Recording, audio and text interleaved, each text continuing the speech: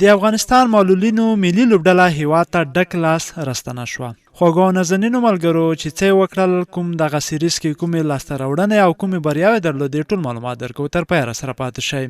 د افغانستان معلولینو ملي لوبډله هیواد ته راستنه شوه. د معلولینو د کرکټ ملي لوبډله چې د معلولینو د نړیوال سیریز لوبو کې ګډون په موخه انګلستان ته تللې وه، نن سهار هیواد ته راستنه شوه. د یادولو ده چې د معلولینو لوبډلې په یاد سیریز کې په پرله پسې توګه د انګلستان، پاکستان او بنگلادیش لوبو ډلو ته ماتې ورکړه او نیمه پای لوبې ته یې لار ومونده، چې بیا یې په نیمه پای لوبه کې له انګلستان لوبډلې ماتې ومنله او د هندوستان لوبډله د پای لوبې په ګټلو سره د دغه سیریز اتله لوبډله وټاکل شوه.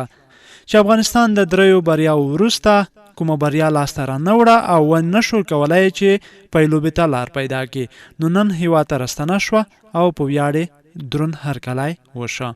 ډیره مننه ملګرو، زموږ یوټیوب چینل خامخا در سره سبسکرایب کړئ د هر ډول سپورتي معلوماتو لپاره.